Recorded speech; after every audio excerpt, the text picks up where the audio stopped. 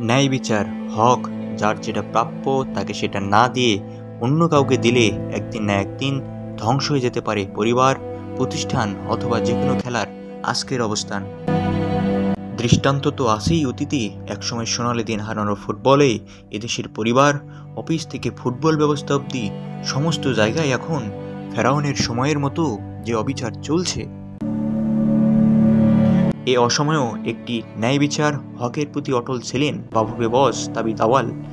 এই তো মাসখানেক আগে পিটার বাটলার ও বাংলাদেশ নারী ফুটবল দলের মধ্যেও মতবাদ হয়েছিল, যেখানে বাফুফে ন্যায় বিচারের প্রতি অটল ছিলেন বলেই আজকে নারী ফুটবলের এই সার্থকতা। প্রথমবারের মতো বাংলাদেশ নারী ফুটবল দল খেলবে এএফসি এশিয়ান কাপ এর মূল পর্বে। কিন্তু এই সার্থকতা নামক আর্টের আর্টিস্টটা কে? তিনি হলেন 18 জন ফুটবলারের বিদ্রোহ করার কোচ পিটার বাটলার। ফিফা র্যাঙ্কিংয়ে 73 ধাপ এগিয়ে থাকা মিয়ানমারকে 2-1 গোলে হারিয়েছে বাংলাদেশ নারী ফুটবল দল, তাও আবার মিয়ানমারের মাটিতেই। 2018 সালে এই মিয়ানমারের কাছেই 5-0 গোলে হেরেছিল বাংলাদেশ।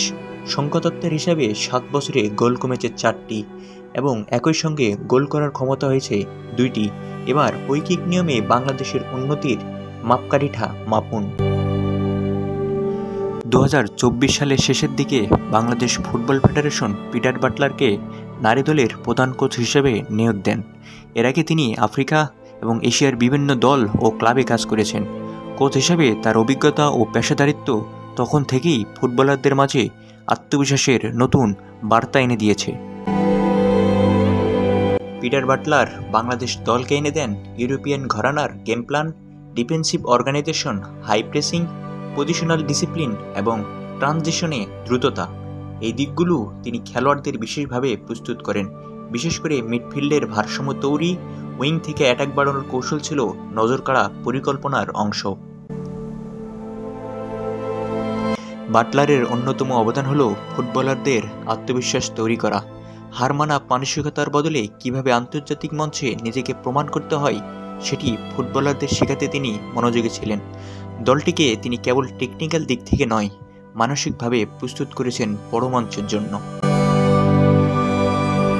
পিটার বাটলারের আগমন বাংলাদেশ নারী ফুটবল দলের জন্য ছিল এক মোড় ঘোরানোর সিদ্ধান্ত। তার অভিজ্ঞতা, কৌশল ও নেতৃত্ব গুণ নারী দলকে এক নতুন উচ্চতায় পৌঁছে দিয়েছে।